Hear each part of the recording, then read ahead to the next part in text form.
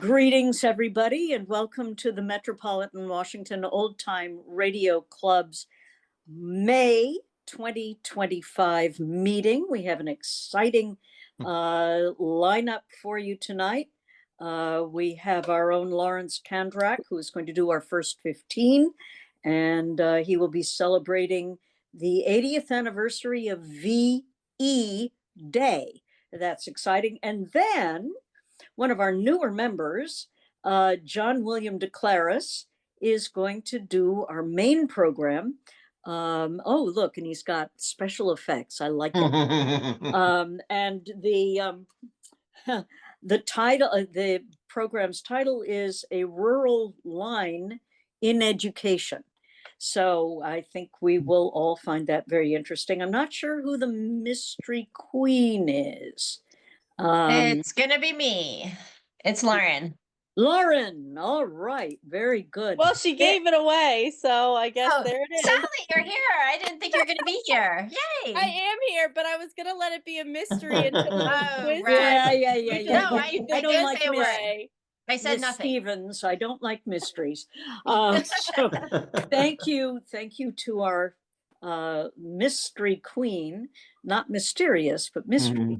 And so we should get started. Do we have any visitors? I do like mysterious. Yeah, well, yeah, exactly. Ooh la la. Many possibilities, especially if you wear a veil. So yes, do we have any visitors on the screen? I know Hank Ickes is with us. It's always nostalgic for me because he introduced me to the club. And so if you ever have issue with my being a member of the club, go talk to Hank, because it's his fault, his and Jack French's. So anyway, without too much further ado, I think most of us know Lawrence pretty well. Those of us who've been members of the club for a long time, he's kind of our resident military historian. And a veteran, a distinguished veteran. So let me just give John the keys to the kingdom here, John Abbott. Make co-host. And yes, I do want to make him a co-host. So there you are, John. Use the power wisely, please. I will not leave too many ruins. No, all right. No. Lawrence, take it away for our first 15. Okay, thank you. Okay, and as noted, this week brings us the 80th anniversary of VE Day.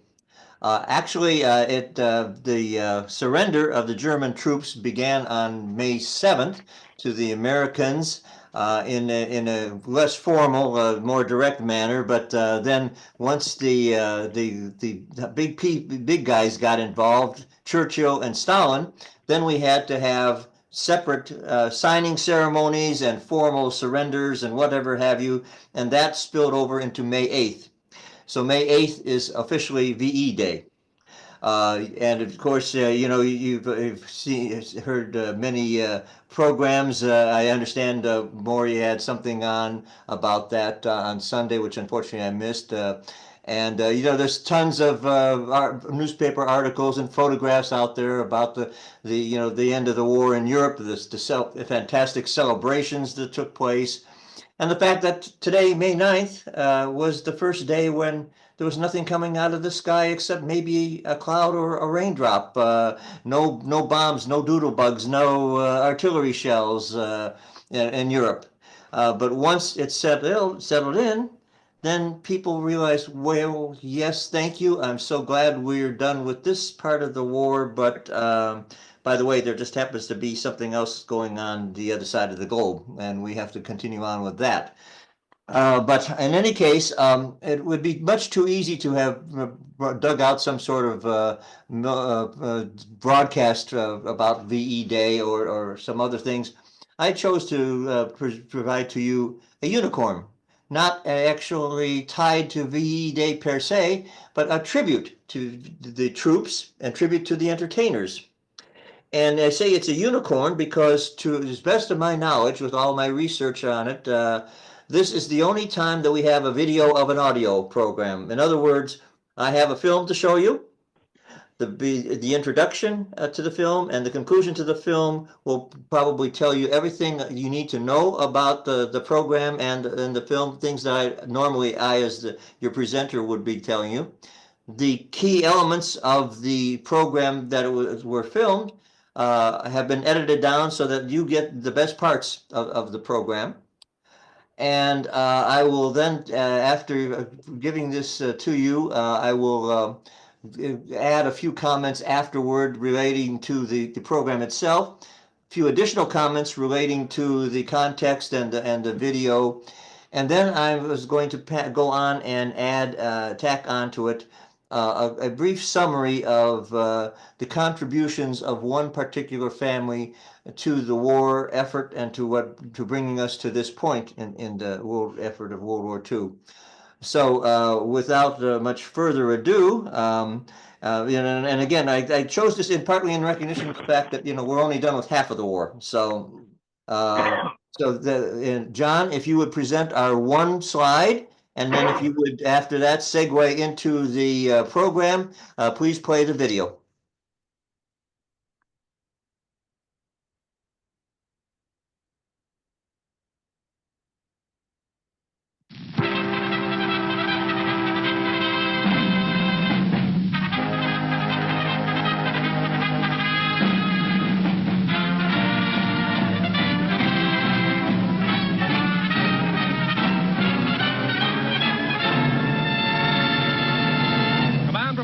USA, the greatest entertainers in America, is requested by you, the fighting men of the United States Armed Forces throughout the world. This weekly radio program is governed by your letters.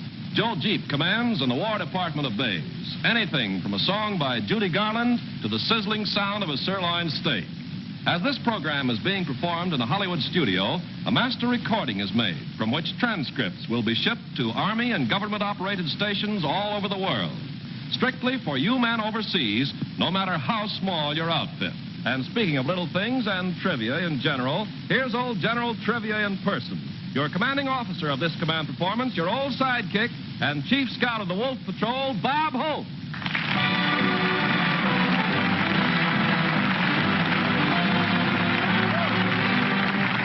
Thank you very much. Thank you. How do you do, fellas? This is Bob. This is Bob, Command Performance Hope, telling each Nazi that's in Russia today that Crimea doesn't pay.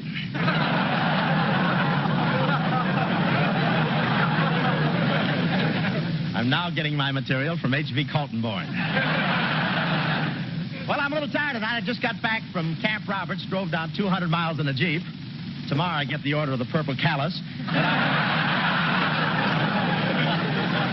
But I had a swell time, and I slept right in the barracks last night with the boys. You know what barracks are. That's 2,000 cots separated by individual crap games. But anyway, let's hit the Harmony Trail to all APO and FPO numbers. For Fletch, Alfie, and Dooley, and for all of you everywhere, the girl who can defuse a blockbuster with one kiss, Miss Betty Hutton.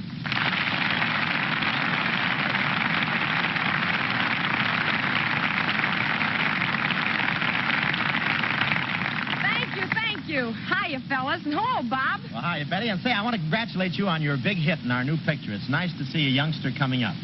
It's nice to see an oldster holding his own. Well, that's fine. And now, Betty, as one of the 3 flying Huttons, will you answer a slew of command performance requests and strafe us with that 50 caliber tune? He says murder, he says.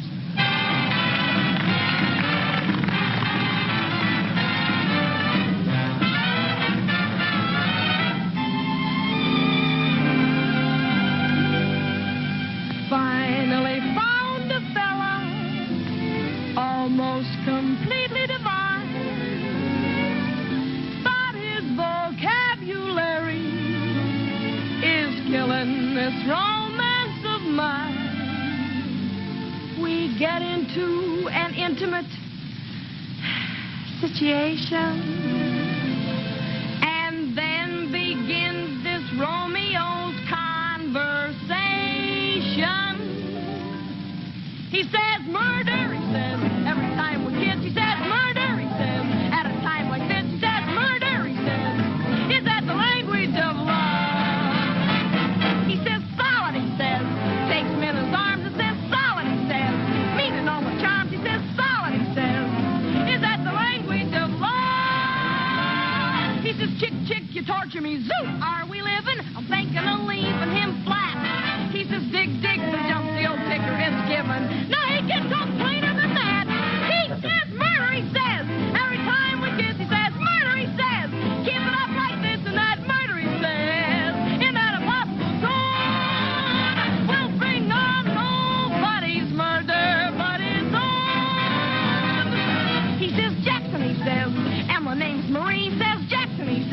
shoots a salute to me, says, Jackson, he says, is that the language of love? He says, walk, walk, he says, when he likes my hat, he says, what the heck is that? He says, woo-hoo, he says, is that the language of love? He says, pep, pep, with helium, now, babe, we're cooking, and other expressions to it. He says, we're into groove, and the groove is good looking. He sounds like his uppers don't fit. He says murder! He says murder! And away he says murder! And that impossible tone! I've told him over and over and over again that it'll be nobody else's murder. Boy, that is all!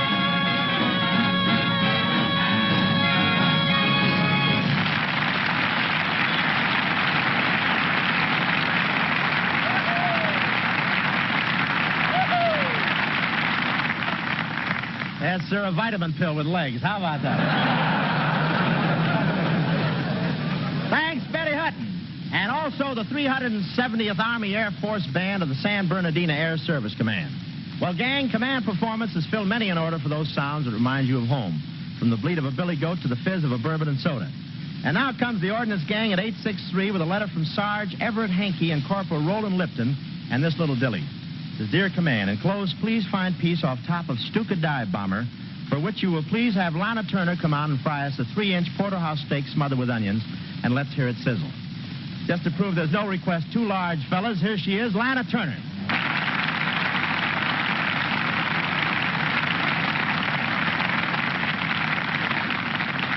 Hello, fellas. Hi, Bob. Say, have the FBI men found a steak yet? Yes, it's backstage. But, Lana, this is dangerous. If this audience sees steak, they'll come right up here after it. Oh, I don't know. They've seen ham all evening, and you're still here.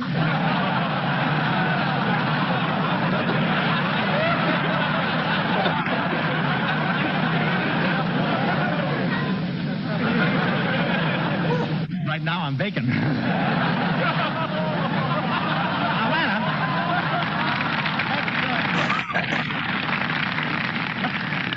Lana, let's get on with this thing. Be a good girl and let's fry that steak, huh? Okay. Bring on the porterhouse steak! Well, look, they got an armed guard around the steak. Oh, look at this.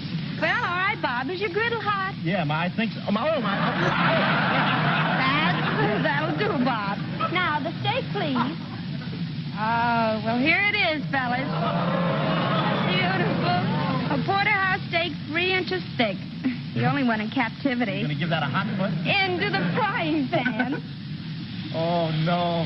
Oh, yes. There you are, fellas. That's the sound of a steak sizzling. Fellas, that's the steak. That's not me sizzling. That's the steak. And, fellas, I wish I could cook a big steak for each and every one of you.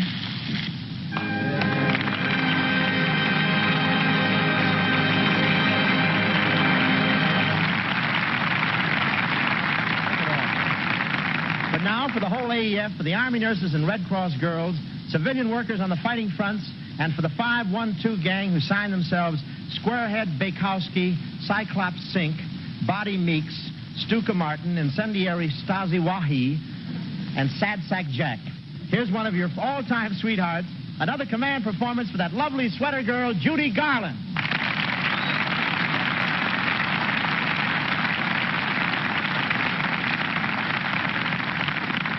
Thanks, Bob. Hiya, fellas. Sweater girls. Bob, why are men so crazy about sweater girls? I don't know, Judy. That's one mystery I'd like to unravel. Fellas, one of your favorite combinations. Judy Garland singing Over the Rainbow.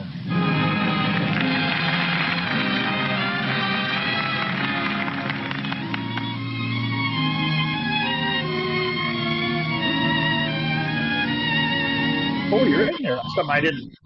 Okay, never mind. I was going to go check where you were. Over the rainbow, way up high, there's a land that I heard of once in a lullaby.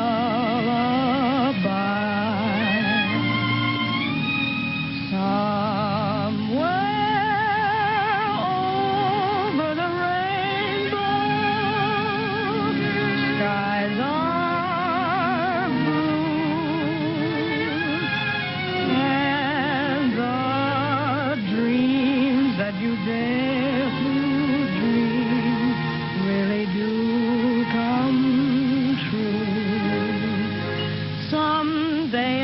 wish upon a star and wake up where the clouds are far behind me.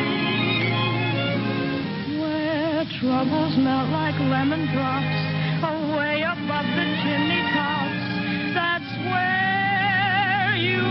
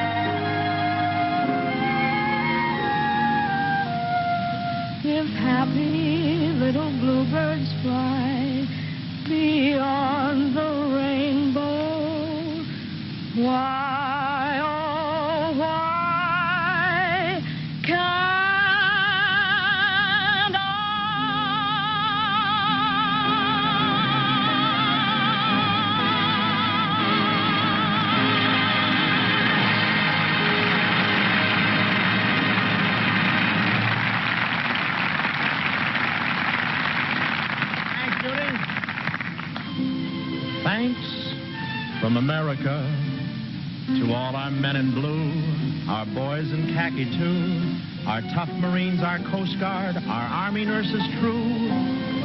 We thank you so much. And thanks to our brave allies, the gallant Russian bear, the British everywhere, the free French and the Chinese, and you Latins way down there. We thank you so much. Fellas, this doesn't rhyme, but one of these days soon we'll be seeing you. And meantime, this is Bob Hope thanking you for those letters to Command Performance, Armed Forces Radio, Los Angeles, USA. Speaking for everybody on Command Performance and saying the best of the best in the USA. So long.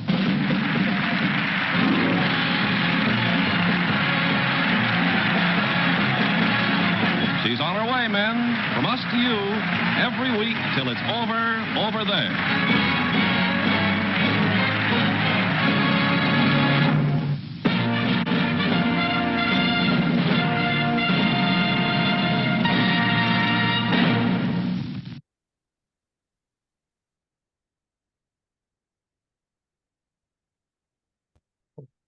Okay, John, thank you.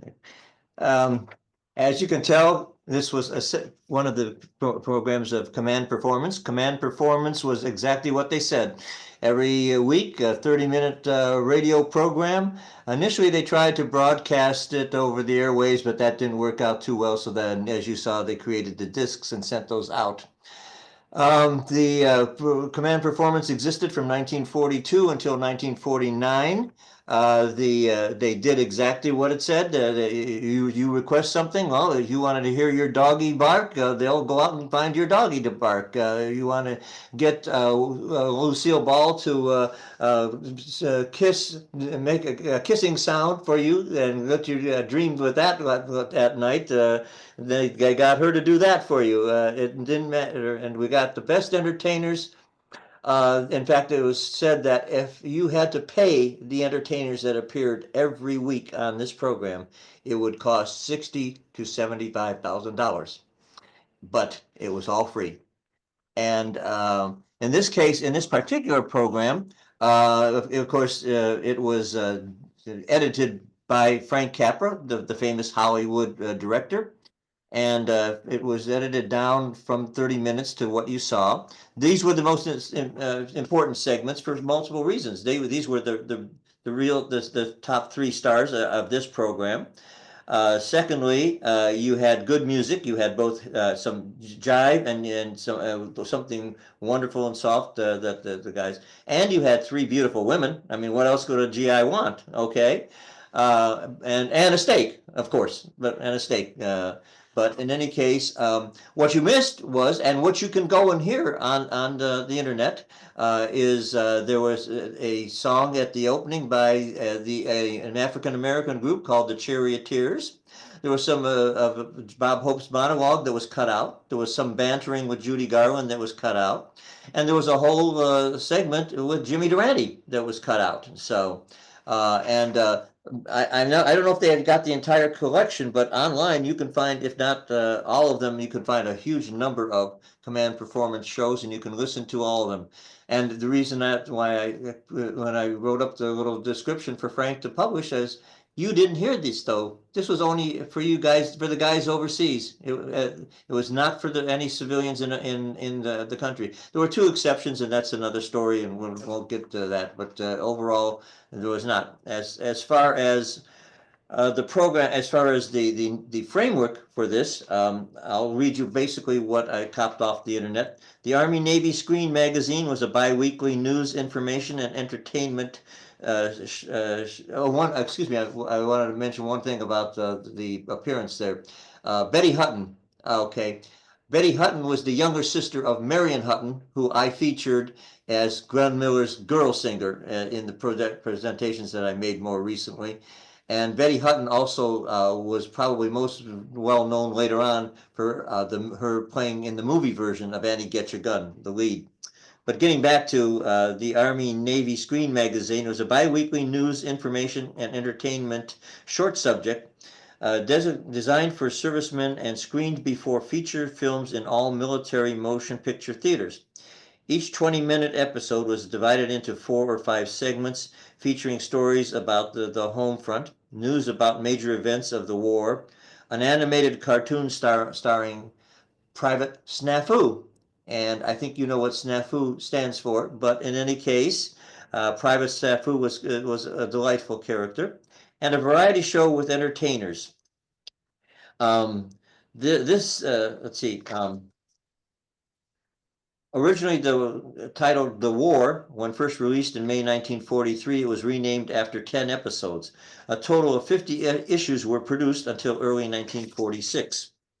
The segment from Army Navy Screen Magazine number 20 shows parts of episode number 92 and of the Star-Studded Armed Forces Radio Service Program Command Performance, and etc. etc. It was in the film it indicated that there was a studio. However, the write-up indicates that it was filmed at Camp Roberts, which is what Bob Hope referred to. So there seems to be a little confusion there, but Camp Roberts I mentioned because it's in California, first of all. I had never heard of it, but it turns out, and I don't know California well. The one town I've heard called San Miguel apparently was somewhere near that. Camp Roberts, it turns out, was the largest training camp in the entire United States. They processed 473,000 trainees through that camp. So during the course of the entire war, more than any of the big camps on the East Coast or in the South. So in any case, let's see, in this case, there were several reels. We only saw part of the reels, some of the reels. The first reel that we had no element from at all had to do with troops landing on the island of Kiska in the Aleutians and taking it back from the Japanese. And what you saw were from reels 2 and 3. Of course, as indicated that Frank Capra, the noted director, was responsible for this. Now, in VE Day was, as is getting back to the primary topic, was, you know, a wonderful time of celebration, and it was well deserved, and you know, it was, you know, crazy people enjoyed themselves. The world to step back and take a breath, but as I said, there was still more to be done. But in talking about it and reading about, there's one key element missing: the fact that President Roosevelt had died the month before, in April 12th. So he was not there, even though he served, got us there, and so on. when I talk about one family that can make a contribution, I talk about the Roosevelt family. I think a lot of people do not realize that, first of all, Franklin Roosevelt had 4 sons. Franklin Roosevelt, the President of the United States, had all 4 sons on active duty in the military and in dangerous situations. And so I was going to give you a sentence or two about each one real quickly, just to give you an idea of what it meant for the entire country to pull together for everywhere from the top, the president's sons, all the way down. And James Roosevelt, born 1907, served as a lieutenant colonel in the Marine Corps, excuse me, and in the second Raiders Battalion. That was the Marine Corps version of commandos, and he was in the Pacific.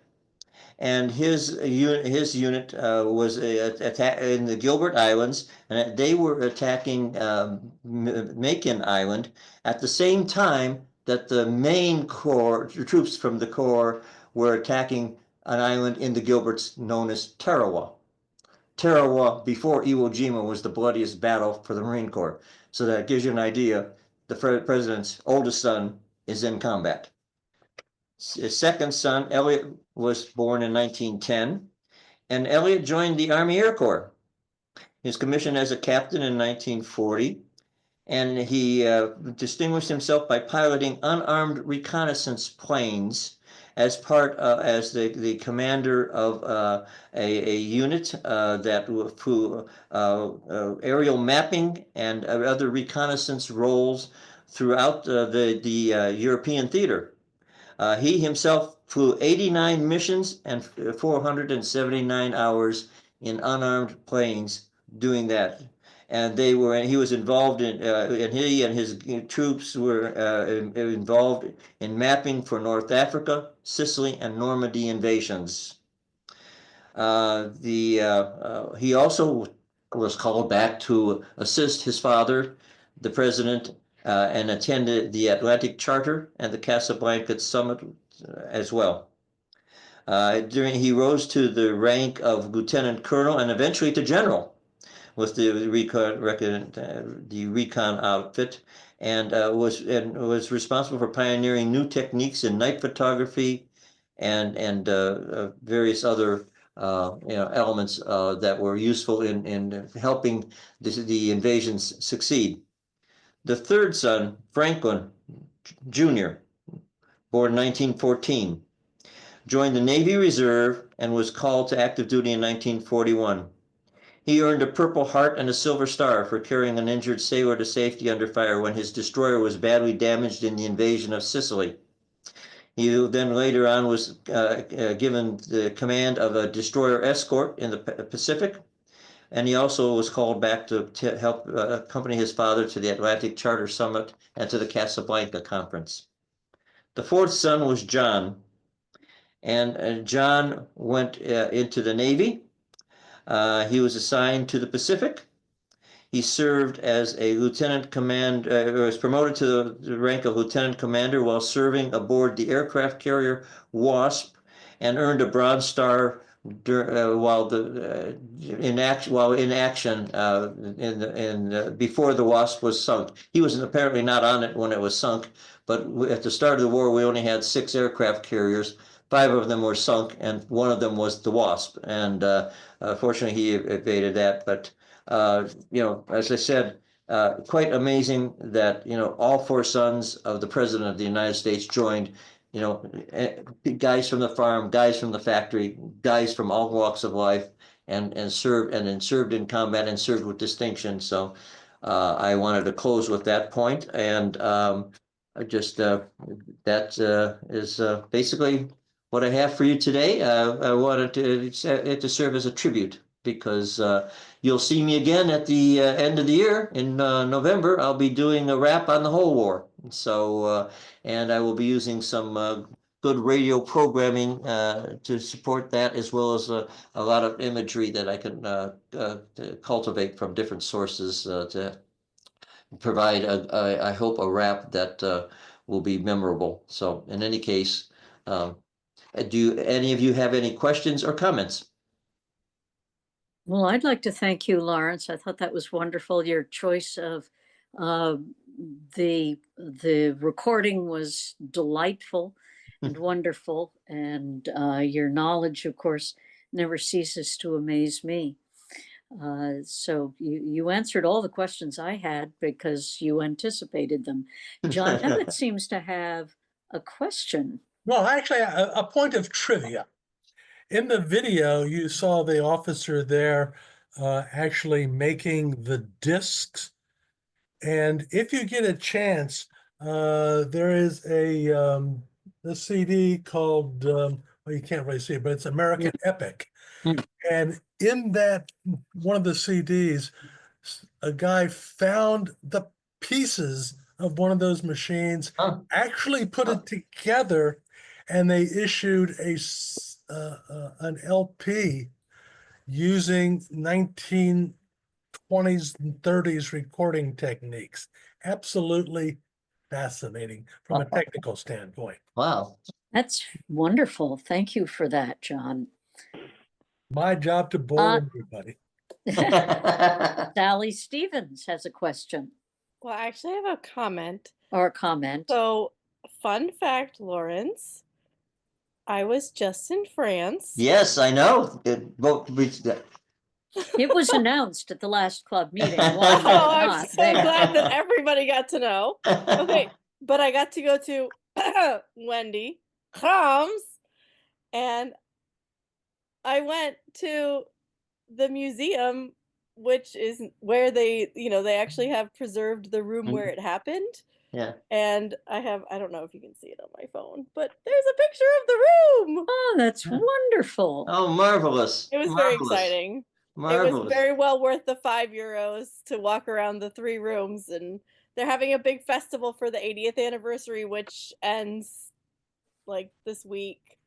It was pretty exciting. I was very excited. I told them, I was like, I'm a teacher. I want to go share this with all my students. And they were like, well, like, okay. I was like, okay, bye. That's just wonderful, Sally. And I'm so glad you had a good time, but you chose to come back. Thank you for that.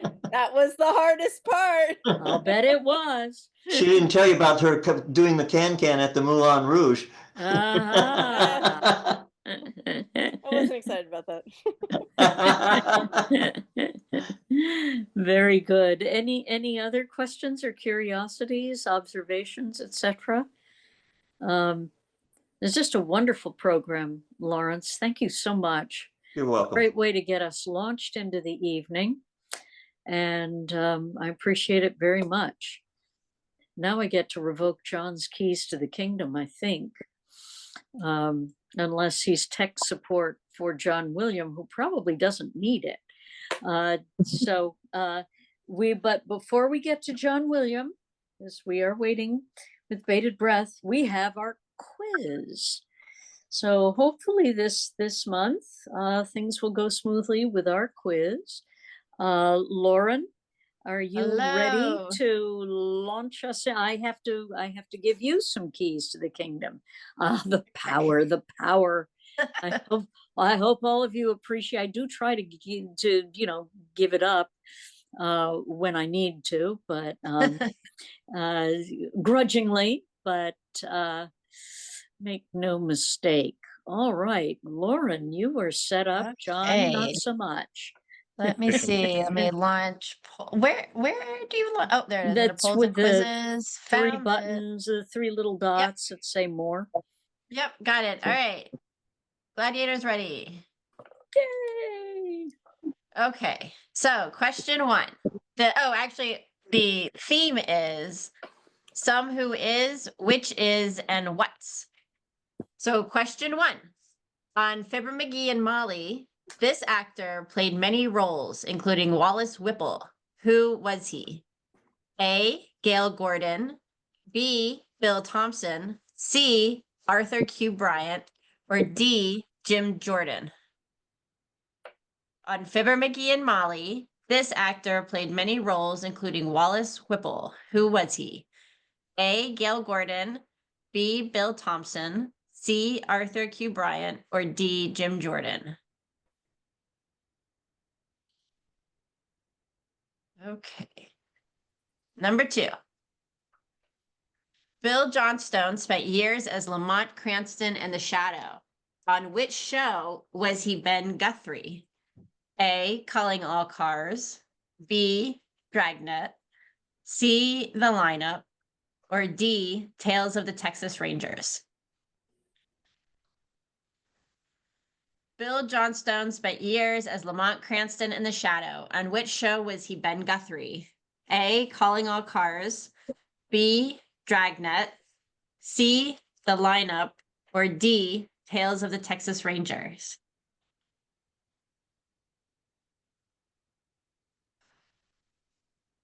I feel a sneeze coming up. Sorry, ahead of time. I don't know about anyone else. My allergies are out of control. Whew. Number 3. For years before the Whistler was a nationally broadcast program, it was a West Coast program with a West Coast sponsor. What was the sponsor's name? A. Gulf Oil, B. Texaco, C. Signal Oil, or D. Rio Grande Oil? For years before the Whistler was a nationally broadcast program, it was a West Coast program with a West Coast sponsor. What was the sponsor's name? A. Gulf Oil, B. Texaco, C. Signal Oil, or D. Rio Grande Oil? Rio Grande Oil. Number 4. The announcer flubbed the president's name while introducing him. After that, the introduction of the president no longer included his name. Who was he? A. Harry Von Zell, B. Don Wilson, C. Graham McNamee, or D. Harlow Wilcox? The announcer flubbed the president's name while introducing him. After that, the introduction of the president no longer included his name. Who was he? A. Harry Von Zell, B. Don Wilson, C. Graham McNamee, D. Harlow Wilcox?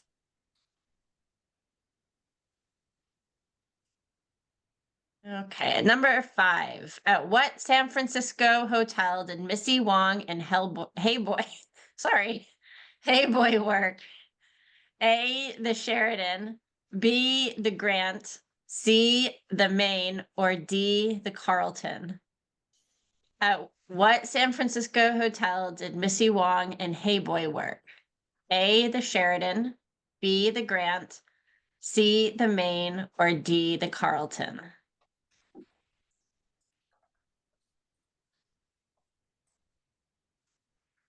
Number 6. Bob Bailey appeared in more broadcasts of Yours Truly, Johnny Dollar, than any other actor to play the role of Johnny Dollar.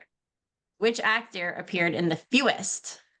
A. Edmund O'Brien, B. John Lund, C. Mandel Kramer, or D. Bob Reddick? Bob Bailey appeared in more broadcasts of Yours Truly, Johnny Dollar, than any other actor to play the role of Johnny Dollar. Which actor appeared in the fewest? A. Edmund O'Brien, B. John Lund, C. Mandel Kramer, or D. Bob Reddick?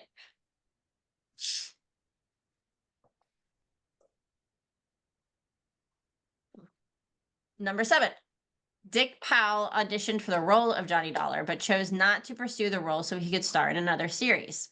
Which was the first one? A. Richard Diamond, Private Detective, B. Hollywood Parade, C. Rogues Gallery, or D. Hollywood Hotel? I understand the question should be this one.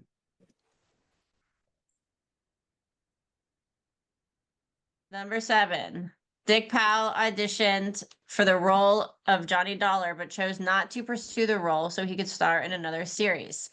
Which was the first one?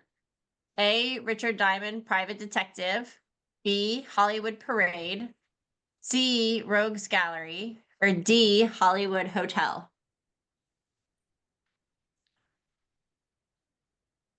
Number 8. On which show would you hear the Jolly Boys sing? A, The Red Skelton Show. B, Big John and Sparky. C, The Gene Autry Show. Or D, The Great Gildersleeve. On what show would you hear the Jolly Boys sing? A, The Red Skelton Show. B, Big John and Sparky. C, The Gene Autry Show. Or D, The Great Gildersleeve.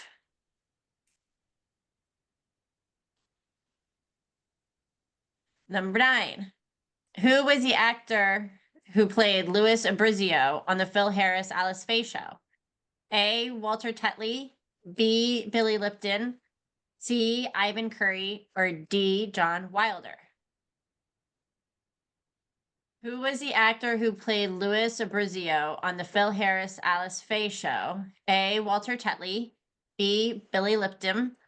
C, Ivan Curry. Or D, John Wilder. And number 10. Which of the following was not a character created by Dashiell Hammett? A, Sam Spade. B, Secret Agent X9. C, Nick Charles. Or D, Flash Gordon. Which of the following was not a character created by Dashiell Hammett?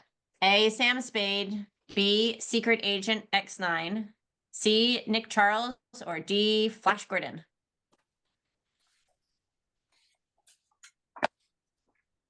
All right. There we go. We'll leave it up. Thanks very much, Lauren.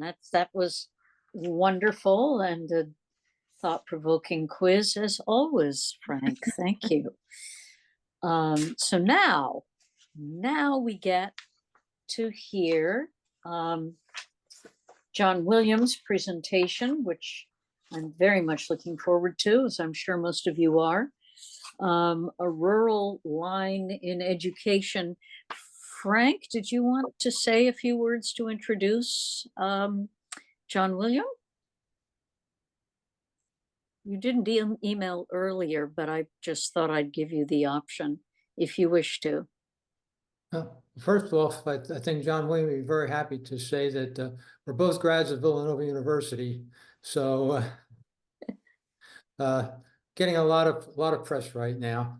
And John William did attend, and he's been a member now for a little more than a year. He's contributed articles to Radio Recall, and of course he was an active member of the awards committee, which put together the criterion for the Jack French Award. And we're all looking forward to the announcement that will come forth in June.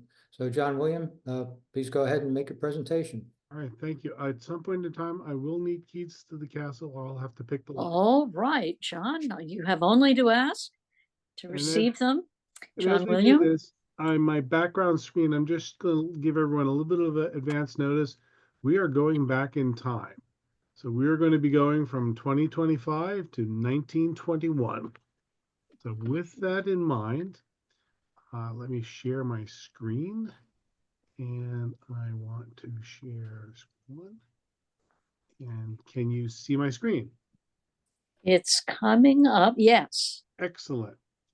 Well, good evening, and thank you all for allowing me this opportunity to present this brief talk on a fun topic and journey that it has taken me. As a warning, I tend to talk about my slides and not just read them verbatim. So what I say is not always what you'll see written. In fact, since we are an old-time radio club, it may be best to listen more and read a little less. Also, I will take some questions at the end of this presentation. It goes here. My goal is a two-part goal. It's to take you on a journey through time to what is being described as possibly the first radio drama broadcast in the United States. And second, it's to present my research journey to date. While searching the web on the performance characteristics of microphones over the years, a random research result brought me to this story. My goal is to share with you two journeys, a journey back to the summer of 1921 in the early days of radio, and the second journey is of my research and the potential I see so far. This is not a fact-filled presentation. Instead, It'll be an experiential presentation. Yes, we will be revisiting the events and places and conditions of the first radio drama program at the time of its broadcast. A radio drama was something new to the American people, on top of the use of a new technology called radio. At the beginning of the 1920s, a radio cost over $200, which is about $3,000 today. However, by the end of the decade, prices dropped to a more affordable $35 a day, which is about $528.21 today. Before we embark, as your guide, please allow me to introduce myself, as it will explain how I discovered this topic. My name is John-William DeClaris. I have a master's degree from Yale University. I have a bachelor's degree from Villanova, which, as Frank alluded to, has been in the news recently because of the recent Pope Leo. I also have an associate's in science degree from Howard Community College. My education background is in electrical engineering and healthcare, hands-on dementia care, and artificial intelligence. My profession is I'm a healthcare professional and federal employee at the Food and Drug Administration. And so at this point, I need to give my FDA disclaimer, which is this presentation is not in any way associated with the FDA nor the work that it does. Lastly, my hobbies and interests are travel, history, and the history of technology, voiceover art, visual performing and digital arts, and creative writing, all of which are folded into this presentation. So as I said earlier, I discovered this topic while I was researching early radio microphones and their fidelity as it impacts the sound quality and program development. Later in this presentation, you'll see the connection. We begin in 1920 Pittsburgh in a small novel business called radio station KDKA, which was founded by Harry P. Davis. Harry P. Davis was from the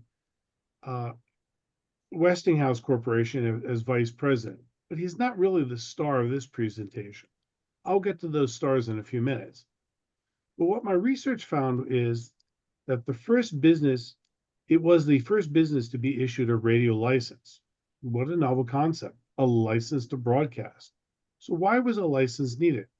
Because a broadcast license is a critical authorization needed to transmit signals over specific frequencies, aptly referred to as the spectrum. This spectrum is deemed a precious resource, and therefore its use must be well regulated to prevent overcrowding. There's a theme here. KDKA was a pioneer in broadcast surgery because it broadcast the 1920 national election, which was heard by about 1,000 of the nation's first listeners. The world was getting smaller, and information was being heard at a near real-time speed for the general population. This is our first stop. It's the transmitter room of KDKA. It was state-of-the-art in 1920. This colorized photo gives you details about the transmitter room, but it's not the broadcast room from which the program was aired. This is the room from which the signal was sent. It looked more like a workbench, and yet this was the power room. In winter, it may have been comfortable. I'm not certain it would have been I want to be there in the summer, especially during the warm days of August. Note that the open equipment where you can see the tubes and wiring, perhaps it was for the photographic benefit, or perhaps it was the exposure was to keep the equipment cool enough to operate. For context, though, just to understand why this is important, our stores came from Morgantown, West Virginia. And for them, the temperature in August was about 68 degrees. In contrast, the high temperatures in Pittsburgh, which in 1921 were averaging about 76.8, and yet the highest recorded temperature was 100 degrees Fahrenheit, which occurred on August 9th. Also, 1921 noted that August was the hottest year on record for the city, which likely meant that August was unusually warm. So without modern air conditioning, daily life in a hot August would have been notably impactful, especially for those in physical jobs or crowded urban areas, or inside rooms with heat generating devices like radio equipment.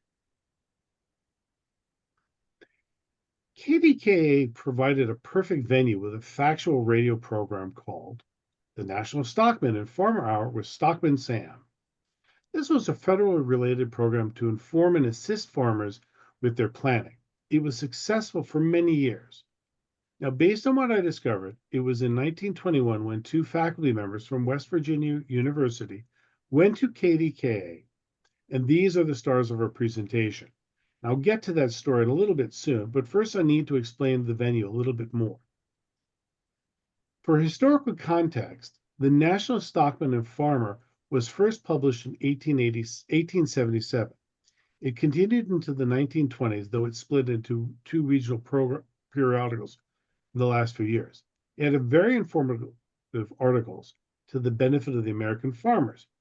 The farm population in 1920, when the official census data began, was nearly 32 million people, or 30.2% of the population out of 105.7 million. I was not able to find the circulation headcount for the number of readers, but in 1920, it provided farmers with up-to-date information on farming practices, market trends, and policy developments. As a leading agricultural publication of its time, it served as a key source for news, advice, and advocacy, helping farmers navigate the economic challenges of the 1920s, such as falling crop prices and mounting debts. So when radio emerged, the periodical expanded to this new medium. Mason Gilpin was the initial spokesman and editor, but he's not, again, the star of this presentation. He did lay the foundation for and stage for our two West Virginia wannabe thespians. And so we begin our journey into 1921. And now I want to introduce our two stars, Professors Howard Bushnell Allen and Paul Charles Rouser, who are the historical stars of this presentation. We do not know if they took a train or a car or a motor coach to travel from Morgantown, West Virginia to North Pittsburgh, Pennsylvania. We also do not know definitively if they traveled alone or if two students accompanied them, though there are hints that they did. Those students' names are Richard E. Harbert and Ivan McKeever. It was not a very long journey, but in August, it might have been a warm, hot journey.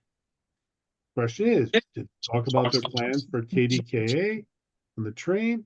Did they just read the newspaper and engage in small talk? We may not know, but it was a business trip and possibly an exciting one for people who may not have ventured outside of West Virginia. Our first star is H.B. Allen, and unfortunately I was not able to find a picture of him, but I did find a 1929 picture of his house in West Virginia in the archives.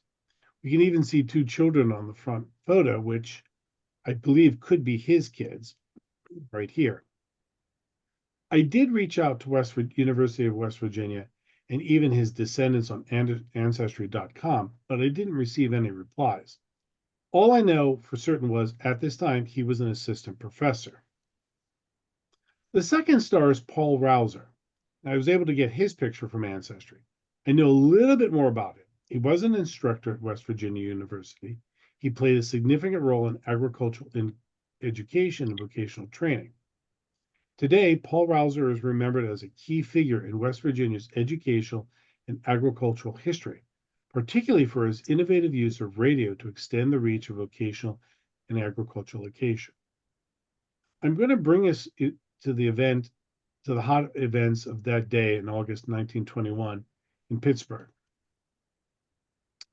Now, I want to set up the moment when H.B. Allen and Paul Rouser arrived at KDKA. They were invited to discuss vocational courses and their importance to the farming community. Recall, it was a hot day, and this was their first time in a radio station. As established academics, they were considered knowledgeable experts, if not definitive experts. The topic is important, but it could also be a dry one. So these two men decided to spice things up and wrote up a little playlet. They called it A Rural Line on Education. And rather than orate on dry statistics and facts and figures to an unseen audience, Allen and Rouser took a different approach. They pretended to be two farmers during a phone call on which there was a party. They used a party line. Now, for a younger generation of today, that may not know this, telephone lines were expensive in 1920, and so many homes would be connected to the same phone wire. Each phone had their own special ring, but the reality was they were all connected to homes, and homes could eavesdrop, so there really was no privacy. I've not yet been able to find that script, if it even exists. However, we do know that as they talked about the agricultural education as if on a telephone call, sporadically, their conversation would be interrupted by others asking to use the party line. That indicates that the other two students may have joined them on this trip, that this was a play written before anyone, and that this was a play written before anyone made their way to Pittsburgh. Let's learn about the playlet. This slide goes into a little bit more details about the playlet. It was simple, elegant, and creatively engaging.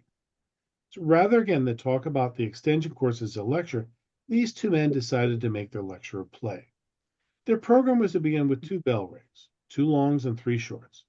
It was simple, a telephone conversation between 2 farmers that would be interrupted on occasion by an operator and other people wanting to use the party line. And then after the last interruption, Alan and Roser pretended to hang up and Stockman Sam did his final pitch. The dialogue highlighted the benefits of and importance of agricultural education with interruptions from other party line users, adding a light comedic element. The segment concluded with a promotional pitch from Stockman Sam, reinforcing the values of the training for rural listeners. This was a disruptive play using 2 disruptive technologies, radios and telephones. So if you think about when Orson Welles did his play A War of the Worlds broadcast, and now imagine being in August 1921 and doing something similar by creating what could be a curious event, radio eavesdropping on a telephone call. What a moment. Well, this moment almost did not happen. The station engineer and personnel operating the station were concerned that these 2 West Virginia men were trying to fool the public. Trust would be eroded. That could be the end of their license to broadcast. Livelihoods could end. So imagine, on what was probably a very hot August 1921 day, in what was very likely a very warm, packed room, as seen in this photograph, there was a heated argument about how to proceed. In an interview many years later, H.B. Allen recalled that the station relented and let the men proceed. And so Allen and Rouser stood cheek to cheek before a knothole in a wood box. This was the microphone. And you can see it here in this enlarged colorization. This little box here was the microphone. And this is what brought me to my research topic. Today, we think of early days of radio with metal microphones and noise-reducing devices, but that was not the case in 1921. The microphone was just a wood box with a very early and primitive microphone in it. You can see it. Most of us have heard of Thomas Edison's recordings from this time period, so it's not much of a stretch to imagine a scratchy, tinny sound of a voice. This was a new future, and clearly these 2 clever characters were going to make it happen. We're going to start now to return back to 2025. And as our journey leaves from that moment, we drift back and we learned that the radio drama began to take off nationally. My limited research informed me that by 1923, radio plays were becoming a thing, and we were moving from a converted theater plays and short stories to originally created content. So, did we just hear about the first radio program in 1921? Well, that's where the debate starts. And like many who did at first debates, there's another person named Mr. Art Obler. He claims that another play associated with him was the first radio drama. It was called Lights Out. So we have now in 2025 this esoteric debate. And when I discovered this story and event, I had inquired with fellow club members if they knew anything about it. It was nope and a shrug, and that's okay, because it's been a fun journey for me to participate. And I'm going to wrap up with my research today. Like any research, I did have some references to bring to the story and this journey to you. I did a lot of research that had to deal with going to articles like the Flapper Press, the National Farm and Home Hour, an American drama, which is the history of radio broadcasting, and also did look up some stuff at the National Weather Service to get an understanding of what the weather was like at that time frame. To enable the research and tease out some interest, I did an article on radio recall. There was interest and offers to help. I'm very grateful and appreciative to those that have made those offers. But personal events for the last 6 months, and more so recently, have eaten all my time. Listed on the slide is what I've done to date, and the results have been all the material in this presentation was adept use of web search engines and poking around Ancestry.com. I did contact West Virginia University and KDKA to get some details, but unfortunately they didn't have that much.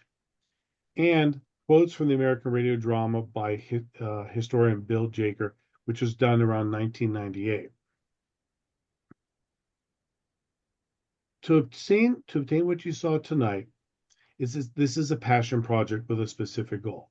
There's still more to do, and I plan to do it and list others, but time is not my friend. If you've been watching the news and recall my introduction, credentials, and background, then you can put 2 and 2 together. It has been a fun journey so far, and I hope you've enjoyed this hop back to 1921, what may very well be the first radio drama broadcast. We've now returned to 2025. It's a more complicated time, but for a few minutes, I've tried to recreate history and context and a place for an event that probably took place at the same time around the time Allen and Rouser took to perform a rural line in education when it first aired. Thank you all very much, and I'm open to questions at this time.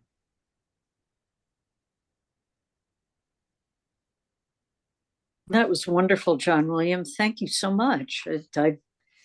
I learned a lot. You crammed a lot into that, and boy, you certainly kept it moving very efficiently. And had anyone heard of this radio program at all, other than when I posted it? I certainly hadn't. Anybody else? John Abbott. Yeah, I had a thought, when you were talking about how they got from West Virginia to Pittsburgh, back in 1920, not a lot of people had automobiles. Yeah. And those who had them probably didn't have roads to drive on them. Yeah. So they probably ended up taking the train, Yeah. which, back in those days, train was the thing to take. Yeah, I agree. The interesting thing about this is I did call the university to see, because my father was a professor, and usually back in the day, faculties turned in their research and writings and publications into a faculty archive so you could be able to search that. And unfortunately, that archive is not centralized completely at West Virginia University. There is a central archive, but it only goes back so far, and the rest of it goes back to the department. And I contacted the departments, multiple people. They must have thought I was some lunatic of asking about something like this. They didn't respond. The only solution is to go down there for a long weekend and rummage around. I plan to do that, because if the script exists, I'd actually like to perform here. I think it would be a fun thing, and kudos for the club to be able to do that. Yeah, that was certainly, I was thinking along those same lines. So please keep us posted on that one. Will do. Any other comments or questions? Did anyone get whiplash going from 21 to 25? No? Did someone start to talk? Oh, Dennis. Yes, I have a question. You just pointed out there is no, so far, no available script. And I'm assuming that there is no recording. I was wondering, how did you find out what the content of it was? Was it from that interview that you briefly touched upon? Yes. Yeah. There's in my in the reference slide, which I can make available.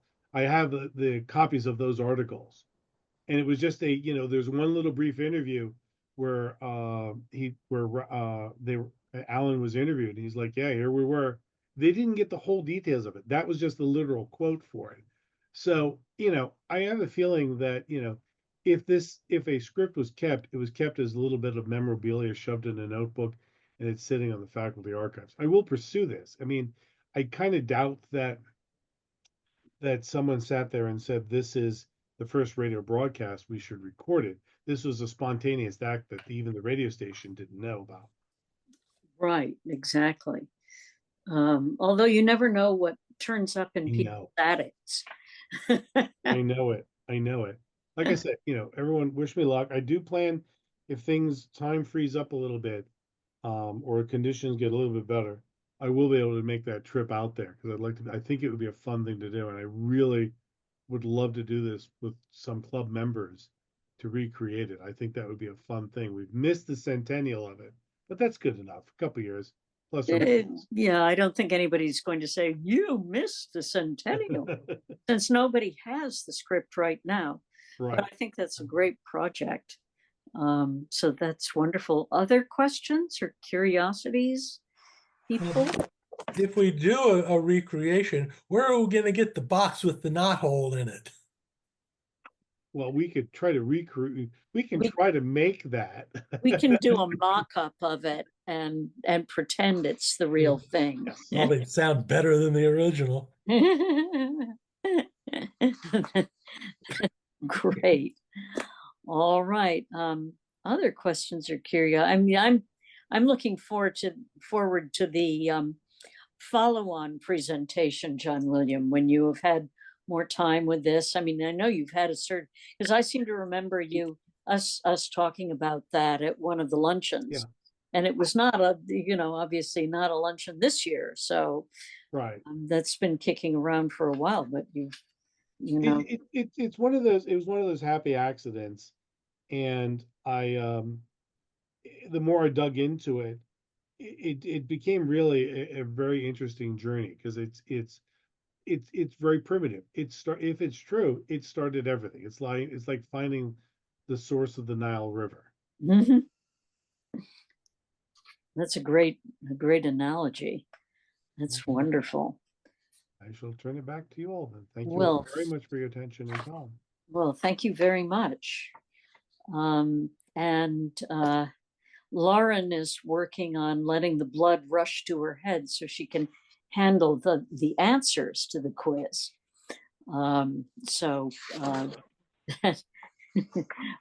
Hopefully she didn't think she had extra time.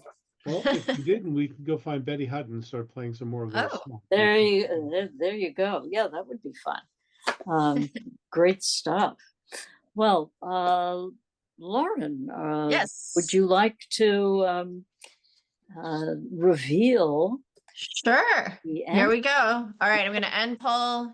You have 5, 4, 3, 2, 1. We're done. Great stuff. Here we go. Share results. Yeah. Yes. There we go. Woohoo. Success. Oh, or am I not supposed to share results? Oh, wait, hold on. Supposed to be a big surprise. Well, no, you can share the results. I mean, that's what we usually do because okay. It's been I haven't been here in 2 months. I'm feeling the answers are not in this poll. They're on a piece of paper that you. Oh, no. You're right. I'm sorry. I was saying I forgot everyone gets to see what everyone else does. I mean, last year. It's been a long week. I'm sorry. Well, and last month everything was discombobulated. So. Okay. Here we go. All right. I have gathered myself and I am on the same page. All right.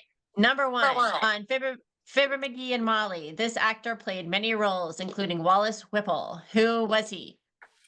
A. Gail Gordon, B. Bill Thompson, C. Arthur Q. Bryant, or D. Jim Jordan?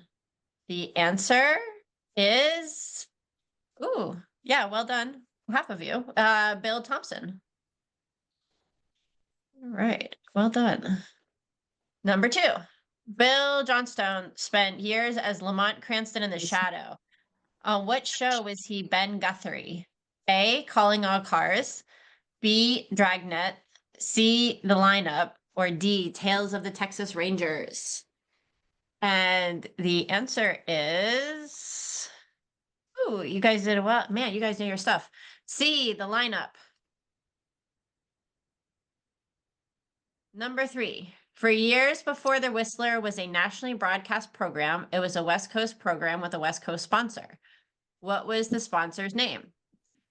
A, Gulf Oil, B, Texaco, C, Signal Oil, or D, Rio Grande Oil? And wow, 100%. Is that a first? C, Signal Oil. Well done, everyone. Glad I didn't do that. I would have screwed it up. Number 4, the announcer flubbed the president's name while introducing him. After that, the introduction of the president was no longer included his name. Who was he? A, Harry von Zell, B, Don Wilson, C, Graham McNamee, or D, Harlow Wilcox? You all chose, 50% chose Graham McNamee, and I thought that was because I don't know as much as you guys. I thought that was one of Frank's fake ones.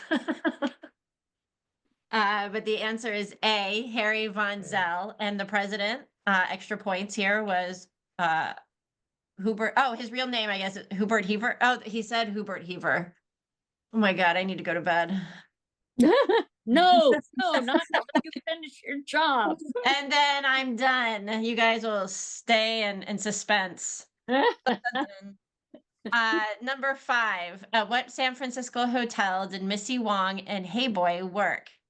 A, the Sheraton, B, the Grant, C, the Maine, or D, the Carlton? And most of you picked D, the Carlton, which is correct. Number 6, Bob Bailey appeared in more broadcasts of yours truly, Johnny Dollar, than other actor to play the role of Johnny Doctor. Oh my God, Johnny Doctor. You've been drinking, Lauren? I did have a glass of wine, but my God, I'm tired. You know what? I'm just gonna start over. Bob Bailey appeared in more broadcasts of yours truly, Johnny Dollar, than other actors to play the role of Johnny Dollar. Which actor appeared in the fewest? A, Edmund O'Brien, B, John Lund, C, Mandel Kramer, or D, Bob Reddick? And most of you picked Bob Reddick, and that is correct. Number 7, Dick Powell auditioned for the role of Johnny Dollar, but chose not to pursue the role so he could star in another series. Which was the first one? A, Richard Diamond, Private Detective, B, Hollywood Parade, C, Rogues Gallery, or D, Hollywood Hotel? And split between his 2 shows, and the majority was incorrect this time. It is Rogues Gallery. Number 8, what show would you hear the Jolly Boys sing? A, The Red Skelton Show, B, Big John and Sparky, C, The Gene Autry Show, or D, The Great Gildersleeve? Number 8, and most of you got it right, The Great Gildersleeve. Number 9, who was the actor that played Louis Abruzio on the Phil Harris Alice Faye show?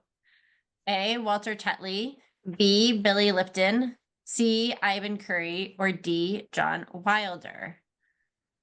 And the majority wins. That was Walter Tetley. And lastly, which of the following was not a character created by Dashiell Hammett? A, Sam Spade, B, Secret Agent X9, C, Nick Charles, or D, Flash Gordon? And majority wins, Flash Gordon. There we go. Thanks for playing. Thank you so much. Wendy, Great. Question? Yes. can we get extra credit for knowing that Monsieur Abruzio's name was Julius and not Louis? That would have actually almost given the answer away. I don't know. Was that intentional, Frank?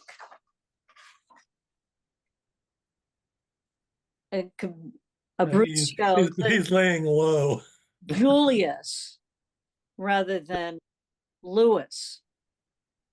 Yeah, if I said Louis, it was Julius, certainly. Uh-huh. Oh, come on, cut her some slack. Hey, I just cut and paste when I put these things together. So every once in a while, I'll catch a mistake and correct it. But this one, I was going too fast, and you know, Blame it on spell checker. well, it's not, it wouldn't come up on spell checker. Oh, yes, it would.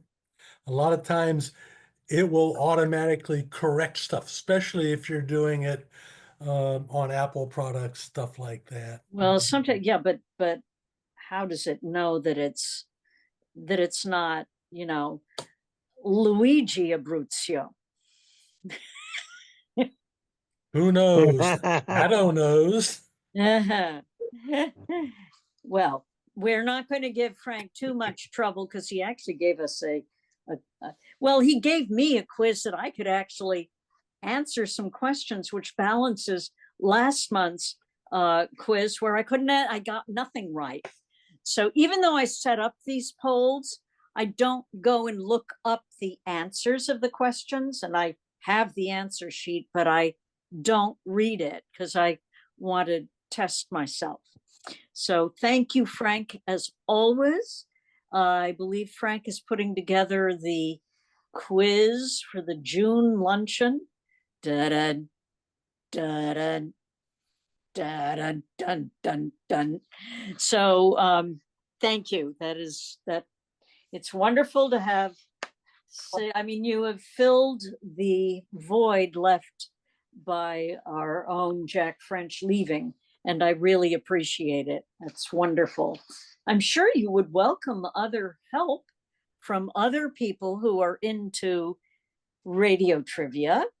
If someone else is inspired, please contact Frank, because I'm sure he'd love to have a breather from time to time. Rumor has it that Sandra Pitts Malone will put together the holiday quiz for the luncheon. So that will give Frank 1 month of a break. So well done all. So then moving right along, where am I here? Yes, we so that concludes the public part of our meeting.